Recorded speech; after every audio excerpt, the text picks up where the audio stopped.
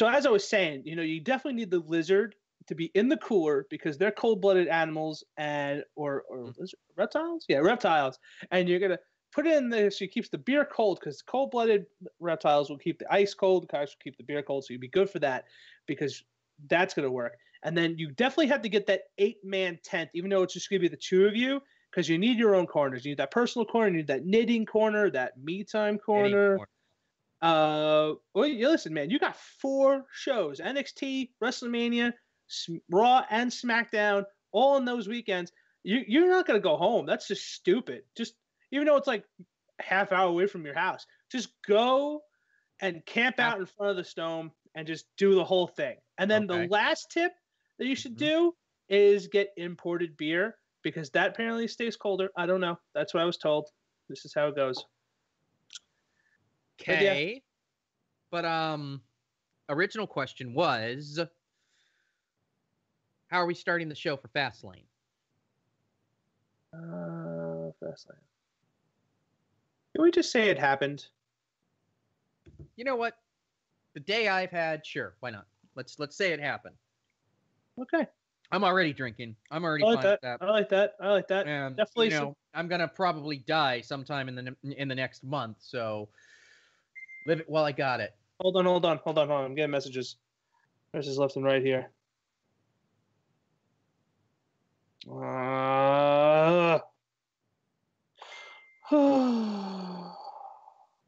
Okay. All right. Hear me out. We can't not know Fastlane. We gotta do it. Sure we can. We can do it right. I've already got my beer. I've already opened the beer. Mm-hmm. Good, because I don't want to disappoint Randy again. He's just sometimes the Legend Killer just gets kind of antsy, and I understand his point. This was the pay-per-view that pretty much was all him. Nothing else was really that important besides the fact that he got the most benefit out of this pay-per-view. So we're gonna do it. Randy Orton, you know Randy Orton, the guy who was single-handedly. Of course, I know Randy Orton. How do you think I not know him? I know Daddy. I know Trish. I know Randy. I know all these people. What do you think? How do you know these people? Because it is. You know what? Time is precious. Looks like you're having a rough day. The sun is coming down, big guy. Let's just do this. Let's do this. Let's have it happen. Folks, my name is Kane Super Hot Snooker. And that's my man over there from Knowledge Comedy, the Fan State. And this is Off the Ropes.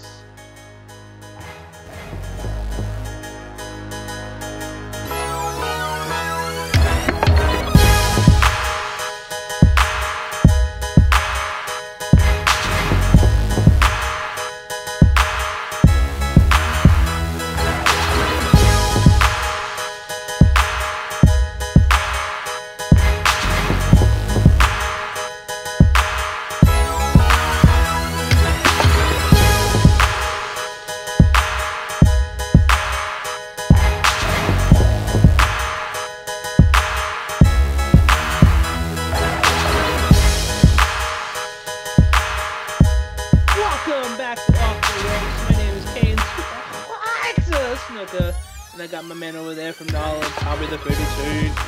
And we are bringing you the one, the only, the last time ever singles pay-per-view for SmackDown WWE Fastlane. Man, what a hell of a pointing season has been so far. I can tell you this much. Fastlane was just as fast as its name and just as gone past my brain already. We're already ready to go to WrestleMania. This whole pay-per-view is dedicated to pretty much everything we already knew before coming in. One man really got the most out of that pay-per-view, and we'll discuss that when it happens. But, man, pointing season is now at high gear. Expect a lot of Kid Rock because, man, that is just going to keep going and going every day going after that. But besides that, we got some good matches in there, too. And we're going to talk about that right now. But first, before we do that, Kami, how we doing, baby? We're reviewing Fastlane. Do I look thrilled? Kind of. You look happy. You look chipper.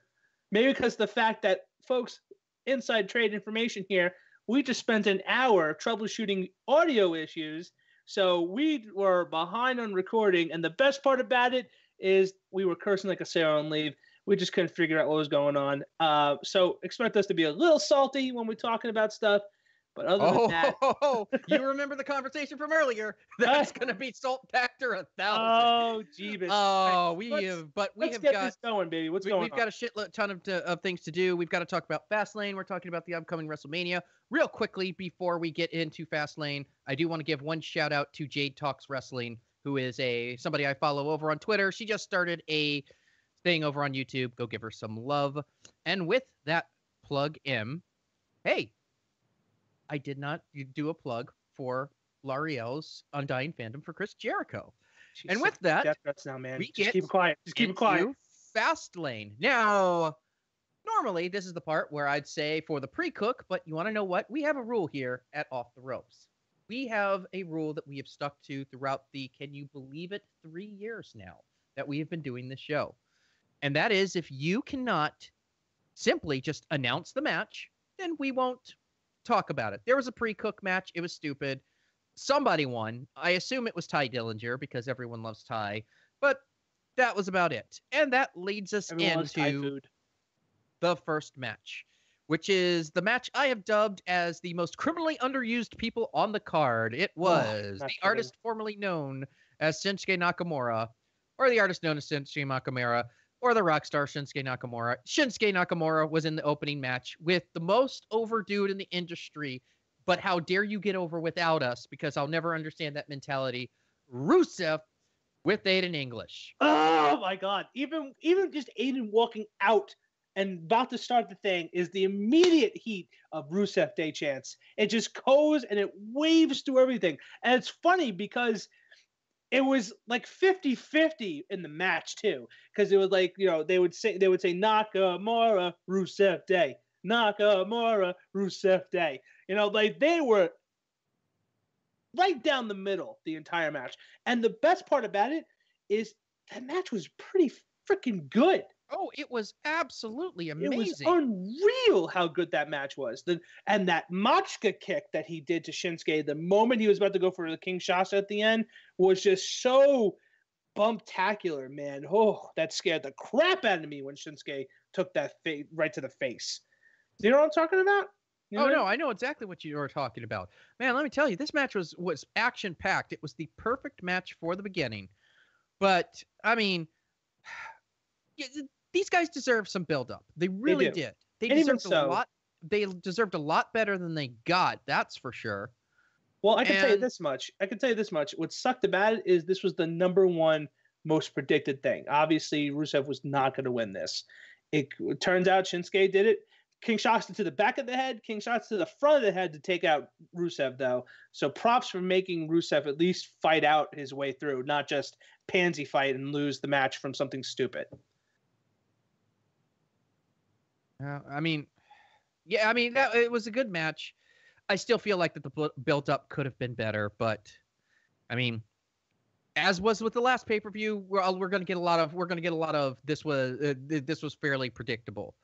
But speaking of predictable, which by the way, again, Shinsuke Nakamura over Rusev, which brought us to your U.S. champion, Bobby Roode, versus the Viper Randy Orton, because Jinder Mahal apparently now is reasons. Reasons. It's just unreal. But you know what? What are your thoughts about this? Because I said to you this entire time that Randy Orton really was the only one who really got something out of this pay-per-view. Because everyone else was just so predictable that you could see everything happening at the same time. But the fact, I actually didn't really think Randy Orton was going to win this, knowing that how they want to build Bobby Roode. But hey, I was a little surprised, and he was the only thing that really came out of this. I mean, do you agree or disagree with that? No, I mean, he is, but you know my feelings about Randy Orton. He is the reason why I drink at night. He's the bane of my existence. I'm already drinking. I've got 2 more beers here that I'm going to finish before the podcast, which hopefully, guys, we're going to try and make this snappy this time around. But, I mean, it's one of these things where looking at the card the way it was, what was my biggest fear was the main event. But if I have to take, somebody, a title change somewhere in this was the place I wanted to take. Oh, yeah. Totally agree. Totally agree. I mean, it was what it was, but it really wasn't that great of a match.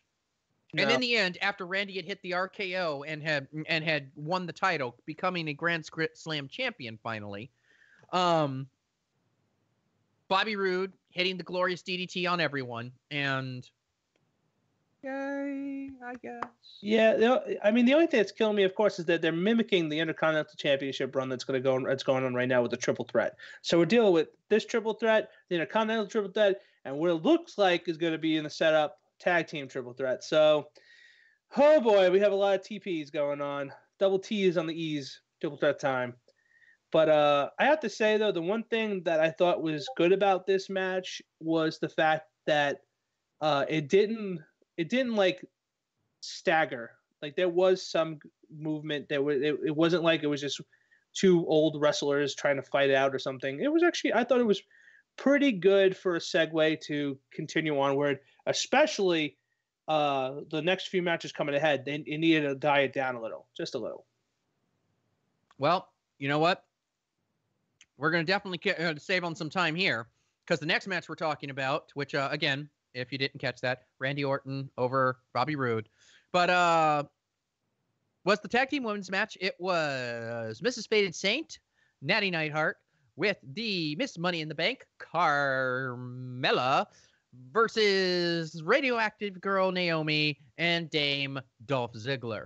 Yeah, it's ironic because I feel like they toned her down and toned her up at the same time when it comes to Naomi. Now she's got a wig and it's just like lipstick going on, but she got rid of her real hair with that color. I don't know, something weird. Look, let's just say this was the dud of the night. This was such a sad though. affair. It's sad to say it's too sad because that they couldn't come up. And again, this was another one of these matches that they threw together at the same time at the very last. I minute. agree, but these are also great women too. It's not like it's not like there was one bad scene in this tag team match. It's just that it was just like, hey, we need people. This is almost as scaringly something as just as unresourceful as Kurt Hawkins versus what's his name from One Man Band? Heath Slater. Heath Slater, yeah. It's just like one of those things where it's happening. Oh, you mean where they did that match while they were trying to get Braun out of the jaws of life? Yeah, I mean, I don't want to degrade it to that level, but I can tell you this much: it sounds like Vince McMahon in the WWE universe was like, you know what, just go have the match, go. You only got like 10 minutes because we need filler. Go ahead, go. You know, you may leave now. It really. Yeah, you know what? We don't even have to. Carmella won with a freaking like karate kick to the side of Becky's head. That I have to say was the smartest thing, is giving it to the heels. Having Becky and Naomi lose and have Carmella take the win was a great idea because then it makes it more suitable to why she still has that briefcase. Yeah, and hooray for that. But such a god-awful match. Natty Neidhart and Carmella over Becky and Naomi, which brought us to the Usos versus the New Day. And they brought it. This was a great match, especially since since both teams decided that they were going to trade freaking movesets. Yeah. Like that was freaking awesome. I have to say it's still not their best match. I still think Hell in a Cell with them was fantastic. Well, let's also be fair here. It wasn't their best match, not because it was not because it wasn't a good match, but because the freaking Bludgeon Brothers came out and just wrecked everyone. Yeah. The only thing I'm a little concerned about is definitely right now with that is that, of course, another triple threat is going to be in the fold because of this. And that's what kills me. Is it just because they want to make good stories, or is it because they're trying to get everyone a payday? No, they're trying to turn the Bludgeon Brothers into Braun Strowman. I can get behind that, though. Yeah, but here's the problem. In both cases, they're burying the entire tag team division for them. I guess. And we'll talk a little bit about the Braun Strowman thing towards the end. Sure. But, I mean, this was a great match. This wasn't their best, but it was a great match. And the beatdown got a little long. It was like a little... I was for it, but at the end there, I was like, can we just move on? I have to say, one of the things I like about the Bludgeon Brothers is they use their full body mass as their weapons. Like, Oh, they've gotten so much better since they were the Wyatts. Yeah, 100%. I mean, especially when they use like Luke Harper uses himself as the slam for the body press slam that Rowan does to him. So I think those are genius moves. I think it works. I could see them happening. Just ditch the hammers. That's all I'm asking. Ditch the hammers, guys. I mean, I don't know. They used them on SmackDown. Hammers versus chairs. I'll give you that, but I have a good feeling those will be gone in the next 6 months. I think it's just gonna be them. We'll see. At any rate, it was a double disqualification. It was a no contest. Your winner, you're still your tag team champions, the Usos. Mm-hmm. Which led us into, man, there was only a 6-match card, wasn't it? 7. If you don't, 6-match if you don't count what you said we don't count. We don't count the pre-cook because the pre-cook wasn't announced. True. Announce the freaking pre-cook and we'll talk about it. WWE. Anyway. You know what's funny though? Going back just before we talk about the next match, the next match is not even the longest match, and the last match wasn't even was the longest match, but the second longest match that happened that night was Randy Orton versus Bobby Roode. It's at 19 minutes. 19 minutes. They were hurting for time. It was clear. Yeah. That might have led to the extended beatdown. However, that brings us to the WWE Women's Champion Charlotte Flair versus Ruby Riott with the Riott Squad. Charlotte won.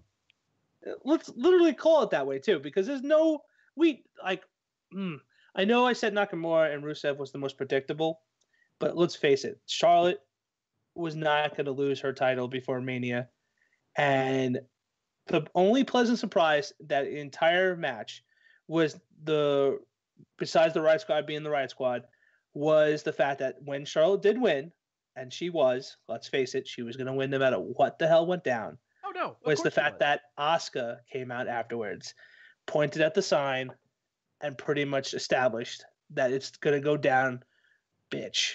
Asuka's gonna kill you. Oh, God. You know what?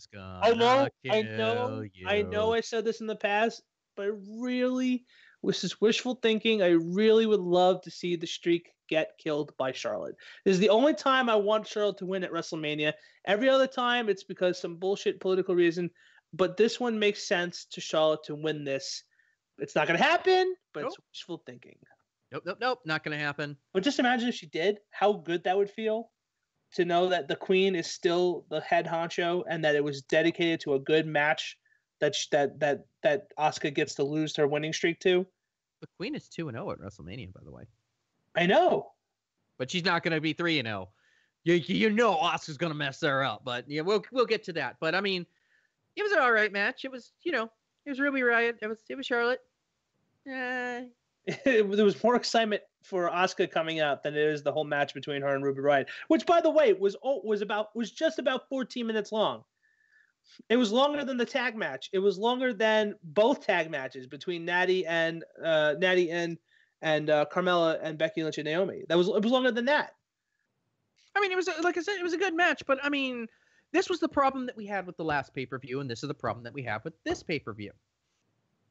It's predictable, and this was predictable. None of us actually expected Ruby to win, and it really just killed Ruby's momentum. But it is pointing season. Charlotte, still your women's champion and going to WrestleMania against Asuka. Did we confirm if that was that is the women's champion and Alexis is the Universal Women's Champion? We refer to them as the World Women's Championship and the Universal Women's Championship. It's not so much of a big deal on the SmackDown side of things, but it's a big deal on the Raw side of things because some people actually show up every day for work. Brock. Oh, God, can't wait for WrestleMania to end already with that. I want WrestleMania to happen, but I also want it to end just as fast.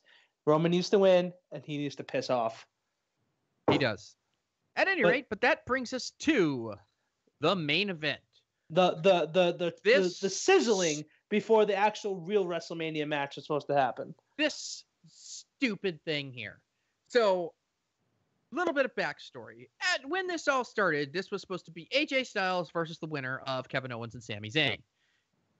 They went to a no contest, so it became AJ Styles versus Kevin Owens and Sami Zayn.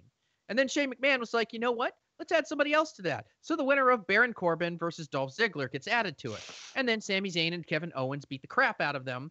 And then it was like, okay, well, they're going to each have individual matches with you guys. And if they win, they in. They both won. They're both in. And then John Cena doing this stupid, I need a path to WrestleMania kind of deal. He was like, I'm going to get WrestleMania. I'm John Cena. Go ahead and let me in this match. And so he had to beat AJ Styles because of course he did. And then all of a sudden we've got this sinister six-way for the WWE Championship. You have AJ Styles, you have Sami Zayn, you have Kevin Owens, you have Boring Corbin, who still cannot play tennis, which means I am objectively better than him, versus Dolph Ziggler versus Big Match John.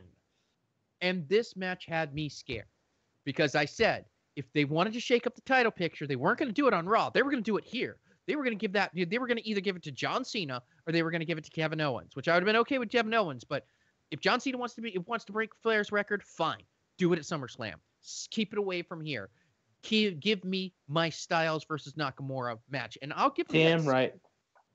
This was a damn good match. It was, and you know what, and freaking AJ Styles, for a man that has to deal with 6 other wrestlers, he did a fantastic job being in the ring the entire practical time. He was he took a little nap there. But at the very end though, I mean, I believe he pin blocked like 6 times before he got thrown into a table. Yeah, he did, and then he just kind of he was just kind of there, and then it was done with. It was just one of those things, man, where I'm glad AJ won. Agreed. But there was some bullshit here. So AJ won. So thankfully we're going to get the match that we want at WrestleMania. 100%. But Shane McMahon came out before everyone else. So you knew some shenanigans were going to happen. True. Shane McMahon stopped a pinfall where Shane McMahon after ate a kick from Kevin Owens after, Sammy was like, is this what you wanted? You wanted to break up our friendship. You wanted us at each other's throats. And he dodged a kick from Kevin Owens and Shane ate it. Kevin almost became the Universal Champion, almost became the World Heavyweight Champion, but Shane stopped it. Sammy almost became the World Heavyweight Champion, and then Shane stopped it, which led directly into what happened on SmackDown, which we'll get to in a couple of minutes.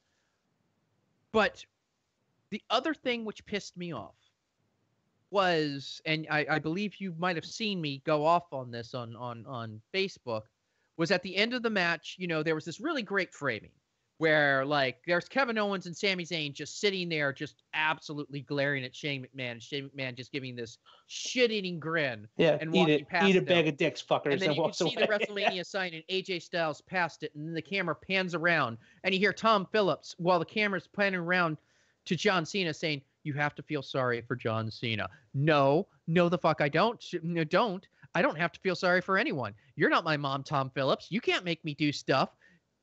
I don't feel sorry. You can't maybe touch things. And John Cena is single-handedly going to cause last year's WrestleMania to suck. And we'll get to that in a second. But hopefully not. But I have to say, as far as it goes, the one thing I did appreciate is there were some pretty good spots throughout the entire match. Now, just before that kick to the face of Shane, one of the biggest spots that happened also was the agreement pact that looked like Sami Zayn and Kevin Owens was going to put together.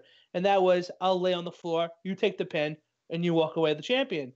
And when Sami did that, and Kevin's like, nuh-uh, and he grabs him. When he went to go grab him to pick him off of the floor, he goes for a victory roll, Sami Zayn. And I'm like, whoa. Now, the big question, of course, do you really think Sami was doing that at defense of Kevin Owens, or that was his plan the whole time? He said it was his plan the whole time on SmackDown. Oh, I didn't catch that. I could have swore that was him saying it was Kevin. He said, I played my part perfectly, and Shane ruined it. Fair enough. Another spot moment, of course, was Dolph Ziggler getting tossed into a glass pane in the crowd by Baron Corbin. That was another good spot. Freaking AJ Styles taking a scuff in the face from everybody, and then eventually getting thrown through a table. Another great spot. So these are all good situations that happened in Rome that kept the match going. Mm-hmm. And of course, AJ taking his little nap until it actually happened, where at the very end, just before everything was gone, pins 1, 2, 3. He's still your WWE champion. And that was Fastlane. Agreed. Solid C. I'll say C plus because I hate predictable pay-per-views, but I also like good matches. It was average. It was middle of the road. Yeah. Like, that's it. That's all there was to it. I agree. But as we keep saying, we are, in fact, in pointing season. Yes, sir. Yes, fans, it is WrestleMania. And yours truly is going to NXT TakeOver New Orleans, is going to WrestleMania, is going to Raw. I actually managed to score tickets at a decent price. And SmackDown. I am going to die. Like I said, you gotta go camping, man. Just camp out. Just camp out the entire time. We're going to talk about at this point, the 6 matches that have been announced. And then we're going to talk about the one big thing, the rumored match. So I don't have a graphic for the rumored match, so we're just going to go back to the logo for that. So sorry, fans. But the first up is, of course, the big one, the one they've been building up since, the one we've known is happening since last year. Oh, God. Brock versus Roman. Roman is going to win. Not wait for this. Roman is going to win because they have deliberately made Roman the better choice. At this point, I don't even fucking care if he wins. The only thing I care about is that he's not the last match. I feel like this WrestleMania should have a subtitle and say, "We are sorry for California." This WrestleMania this match should just basically consist of Roman coming out, super punching the entire front row, and then super punching the ring exploding, and then just everyone dies and Roman wins. Yeah, Brock dies from IBS. I don't know. Exactly. His just kicks up. I don't know. Roman's gonna win. Like, and it's not even gonna be Roman's fault if this is a bad match, because Roman has been pulling out some good matches lately. When Roman is allowed to be Roman, oh yeah, he's good.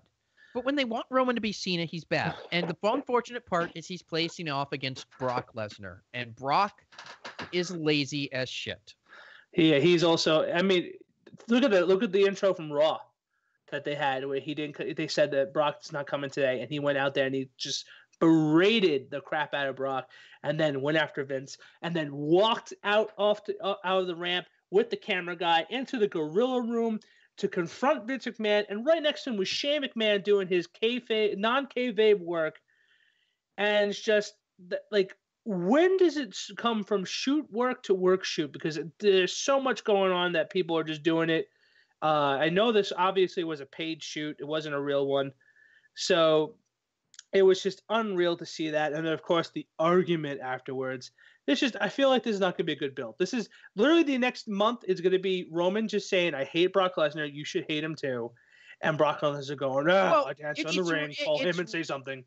It's Roman taking the cheap way out. And honestly, it's the best way to build him. It's about the only way that he's got a snowball's chance in hell of getting here. They've been building it this whole time. Even Alexa Bliss was on that same train when she gave apparently the heat comment that was supposed to be for her heel side of saying, well, why do I have to defend this at Elimination Chamber? But you Brock doesn't. Yeah, again, who thought that was a good idea? Yeah. But I mean, we know Roman's going to win. Yeah.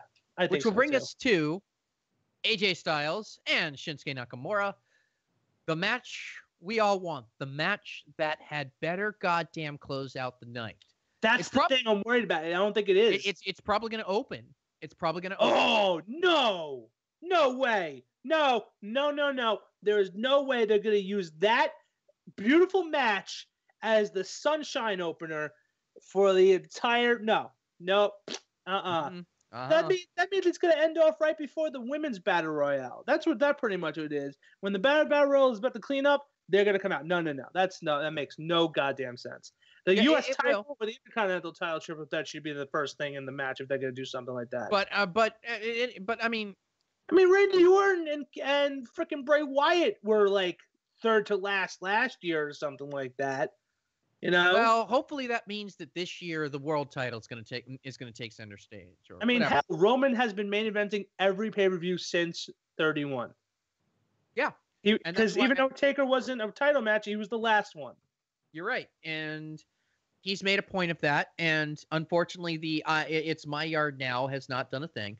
But yeah. I mean, I believe that Shinsuke should win this especially with the rumors that Raw is going to, especially with the rumors that basically the superstar shakeup that's going to be happening after WrestleMania, AJ's going to be heading over to Raw and giving himself a nice run with Roman. So I think I'm looking forward to that rumor being fully fruitioned. Oh God, I hope so. Yeah. And that brings us to Kurt Angle and Ronda Rousey versus Triple H and Stephanie McMahon. Did I not say back a couple of podcasts ago that this was going to happen because for some god unknown reason, Ronda Rousey is being brought in to make Stephanie look more appealing to outside media properties. Of course, but you also said it was going to be Braun Strowman instead of Kurt Angle. No, I said I wanted it to be Braun Strowman instead. I said that if I had my choice, it'd be Braun Strowman because Kurt Angle. I'd rather be Kurt Angle than Braun Strowman. They need to have lesser than that. I mean, I don't like what they're doing to Braun either for WrestleMania, but I also wouldn't want that to happen because it's just I feel like it just makes no sense. There's more animosity between Kurt Angle and Triple H than it would be Braun and Triple H. Well, you can always do the thing where Braun really took exception to Triple H manipulating him back at the Survivor Series. And by the way, we're making the prediction right now, even though it's not an official match. It's going to be Braun versus The Bar, but he needs a tag team partner. And if he's going to get one, odds are I say my money's on Elias. They're going to try and do Team Hell No. We talked about this. That sounds like a great idea. And even better if they walk out with his guitar and he walks out with the big bass. Braun Strowman is everything they want Roman to be. And you know what? I agree with you there. And even better now is the pop. When they hear Braun, that's like when you hear smell what the Rock's cooking or the glass shatter from Stone Cold. Exactly. I've talked about this and I've said straight up that the Braun is the same thing as the shattered glass is the same thing as hearing gong. Yeah. Because it just pops the crowd. Yeah. Like I went back and I looked Shit's about to go down. Like I went back and I looked at the invasion of Raw and SmackDown right before Survivor Series on the Go Home show. And when Braun hit, everyone went. And it just had that emotional impact. It's like, okay, now you're fucked. Really, literally that. Now you guys are going to catch these hands. That's still a weird statement. I don't know. I've got a Braun Strowman shirt coming for my 4-event trip. My sister got me a gift card to Shop Zone. I got a Bar shirt. I've got a Sami Zayn shirt. I've got a Braun shirt, and I've got a Kevin Owens shirt that I already own that I'm going to be wearing one to each event over the course of the weekend. But I mean, this has got to end with Ronda winning, right? I have to believe so. So I mean, it's going to be okay, but it's probably going to be mostly Trips and Kurt, getting the ladies through the match. Which, of course, leads us to Asuka versus Charlotte. Asuka's gonna kill you. I mean, Asuka's gonna kill her. Like, let's not. I wish it wasn't, though. I mean, let's not hit any bones. Asuka's is not going to drop the streak yet. They're going to build that streak into something special, and next year for WrestleMania, I think somebody's gonna break it. That's what I think. Have you got anything to add to that? Because I mean, we've already really talked to that as length. I honestly don't think that's the case here anyway. I think Charlotte's good. I mean, I'm praying that I would wishful thinking Charlotte gets the win, but it's obviously that Asuka's going to take this. And it's going to be Nakamura and Asuka on SmackDown with the titles becoming the new Empire, and that's just how it's going to work out. And then, of course, there's the Intercontinental Triple Threat. You've got the best heel in the business, The Miz, versus Finn Balor versus Seth Rollins. And straight up, Miz isn't winning. WrestleMania is getting close to the time where his baby girl is going to be born. He's going to take some time off to be a dad, hopefully come back and get into the world title picture. But I'm saying Finn wins. That'd be interesting. I think I say Finn wins and then he heel turns the next night on Raw. All right. Well, I'm on the whole Finn winning. I'm not sure about the turning of the heel. He's But so much better as a heel. I agree with you. I mean, he was heel for like 5 minutes, so I don't know what's up with that anyway. Oh no, I'm talking about back in New Japan when he was in. I know, when but he you was Prince remember him in the club decided to do a little thing. Yeah, that little skitty, and then they said, nope, we're gonna end this now because broken necks happen. So that's probably why. But it was like a heel for like a good 5 minutes, and he was juicy then. So I give you that, but I don't know if it's gonna be because of that. And it's great. I mean, I feel bad for everybody, Seth Rollins, because he sounds like he needs to need a match, and he's in the last. And last well, he was supposed to go up against Jason Jordan, and Jason Jordan is possibly never coming back.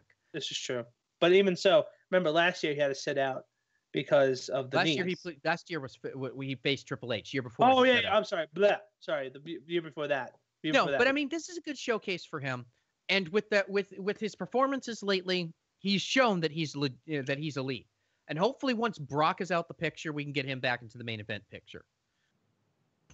No, the guy I feel sorry for is Samoa Joe, who might not make it to Mania because of his foot. So that's unfortunate. Yeah. And then, of course, the last only official match that has been announced: Sami Zayn versus Kevin Owens. And let's be honest here, there's going to be a third competitor in this match. You know it. I know it. Let's not talk about it. Sammy and Kevin decided, well, let me put it to you like this. I decided on Sunday night that I would not know peace until Shane McMahon's stupid face had eaten a haluva kick. And on Tuesday, I knew peace. I just is Daniel Bryan like not happening at all? I haven't seen him in for a bit now. Oh no, he's going to be back next week. Yeah, and he's apparently soloing. If they don't clear him to wrestle, he's gone when his contract's up. He's going to wrestle again. It's just a question of whether it's going to be for the E or not. And I don't think the E is willing to have that on their conscience. But I mean, this is good. Because they can have great matches, and they deserve their moment. It should stay Kevin Owens versus Sami Zayn. But Shane McMahon is going to be put in there because they beat the crap out of Shane McMahon. And you know what? You screw with these two guys' livelihoods. You screw them over out of title opportunity after title opportunity after title opportunity. You try and fire them. From a story standpoint, I would have snapped. And I would have made sure that Shane stopped breathing. If it were me in a story context. But, I mean, I don't know who wins this. I just know it's going to be a great match. And I know even if Shane is added to it, Shane doesn't win. My gut says Sammy. Because Sammy needs a win to keep himself relevant. Agreed. And that leads us... That's the official matches announced for WrestleMania. Except for one. I mean, it isn't officially, but let's talk about it. Of course, we're talking about The Undertaker and John Cena. Now, you already know what I'm about to say, so would you like to take the floor first? No, you know what? No. I'm not arguing. You do you. I do me. We are completely different on this situation right now. And I think I've said enough on Facebook. Oh no, I mean, we're doing this because we want to get all of you lovely people in on our little argument. We had quite a lively discussion earlier today, and I may have been called salty by certain people who remain nameless and Kane. But I would like to point out that I have been 100% consistent for a solid year, and it's on tape. What did I say at the end of WrestleMania last year? I gave WrestleMania 33 an A, based on the fact that this was The Undertaker's last match. And if this was the last match, whether I liked Roman or not, he went out the right way, on his back. Such is the code of the American badass, such is the code of The Undertaker, that who is truly old school. It was perfect. And you're gonna fuck it up for John Cena. So, first of all, let's itemize this for a second here. So, you're going to bring The Undertaker out of retirement, which immediately screws over his rep, and then screws over the rub he gave Roman, and immediately damages what he did. Never mind the fact that that loss to Brock Lesnar really just screwed over Roman, because could you imagine how much of a rub that would have been if Roman had been the one that broke the streak and not Brock Lesnar, who is about the laziest motherfucker I've ever seen in my life when it comes to wrestling. I mean, yeah, he's making his cash. He's a great businessman, but I mean, he's not entertaining. He's not worth my dollar. He's not why I'm paying to go see WrestleMania. It's pretty much everyone that's not Brock. And then, so what? You're going to bring him back. And so what's your end game here? John Cena wins, so you bring The Undertaker back. You have him break it to give John Cena. Oh, no, we're going over time on this. We are going over time on this. I am not, this is happening right here. Just, you better take the low seat, get a drink. This is happening. So, what? So you're going to, like, what? They don't John see Cena, me doing this, by the way. I don't care. We're trying to keep this tight, and he's better at time management than I am for this exact reason right here. But I'm going over. I am the heel that runs this deal, and I will not be silenced on this. I will not be silenced. So what? Oh, hold on, let me get my salt shaker. Okay, you can get your salt shaker. You can get it all you want. But what are you going to do, John? So you bring the Undertaker out of retirement to beat John Cena. He doesn't need that win. And all it does is it damages everything that he did for Roman last year. If Cena wins, it just damages him further. And if you're going to freaking bring him back to be that crap-ass American badass freaking gimmick, let's just say here that gimmick is much better through the glasses of nostalgia than it actually is. Because go back and actually look at some of his matches from when he was the American badass. Oh, he was a po' boy, too. There is a reason why he earned the nickname The Lazy Taker. During that time, he put on a bunch of weight. He really hurt some people along the way, and his matches were not that great. It really was like a lot of people thought it was the end of his career then. I thought it was Untouchable Taker. Like, he thought his shit didn't stink at that moment because he had like such a Vince McMahon backing. It was so horrible. And the rest of the American Badass was horrible. It was a bad gimmick then. And it's not worthy. That's not what I want to see for the end of The Undertaker. Because the man is almost 60 at this point. He's been concussed in 3 out of the last 4 WrestleManias. Stop it. Brock being the most severe. Do not make me fly up to Stanford and hit Vince McMahon in the nose with a rolled up newspaper. You stop it, Vince. You stop it. You stop it as a bad Vince. This match only serves to hurt people. And it only serves to cheapen what was a really good WrestleMania last year. It really does. It really does just completely screw it over. Because the whole thing with that WrestleMania is you can stomach it because that was The Undertaker saying, this is my last match. It's all on you now. I could get behind this. I wouldn't be happy about it, but I could get behind this if it was somebody who it could mean something to do this with. Bray Wyatt finally taking over the mantle of the new face of fear. Braun Strowman finally showing that he is the true monster in the WWE. Anyone who can get something out of this, but John fucking Cena. Why? Because we've never seen it at WrestleMania before. Fucking really. You're 10 years too late on that, WWE. You missed the boat. Just let it die. I'm done. Folks, you can hear that saltiness, can you? Let's put that out there. Here's the reason why I said he was salty. I wouldn't be salty if I didn't care. He asked me if Undertaker was going to wrestle when I said John Cena called him out on it. And he goes, unless Brian Lee is about to come back again as The Undertaker, this is a bad idea. This is nothing but the Undertaker. Yeah, I know. The Undertaker. The Undertaker. That is a bad idea. That does nothing but damage him and Roman. And I said, you know what? I disagree. This won't even touch that. He wasn't really bursting past kayfabe and attacking Mark Calloway. And he goes, wow, I hate this even more now. Like, Jesus, no one looks good in this. Hey, man, sure, you've been concussioned in 3 out of the 4 last Manias, but you know what? You're a coward, and you should fight me. And I go, did you watch the video? And he goes, I did. I hate it more than now that Yeah, I have. I'm like, whoa. that was my Salty. impression of the. That was the impression of the video. That whole Now, thing with John Cena. now I was just want to point. exactly You had your time. Okay, all right. Nope, You had fair. your time. I'm gonna end this right Okay. now by Oh. saying you could feel any way you want. Mm-hmm. But I understand the perspective of why they did this. The reason why I feel like this is not going to be as bad as it sounds is because it made John Cena purposely sounded like he's doing this on his own. There's no WWE in the back. There's no asking for it there. He's literally saying, "I'm John Cena. You're Mark Calloway. We needs to fight. Come fight me, bro. Let's do this." And I'm okay with that because at least I know this is more like, you know what?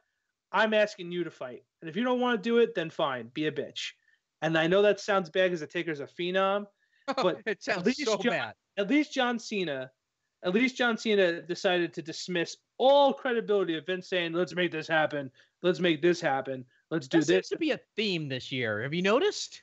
Yeah, I still can get behind that versus planning it like Brock Lesnar versus freaking Roman Reigns, like it was as if they went on Raw the day after WrestleMania and shook hands like John Cena and The Rock did about, "We'll fight next year. See you later, brother."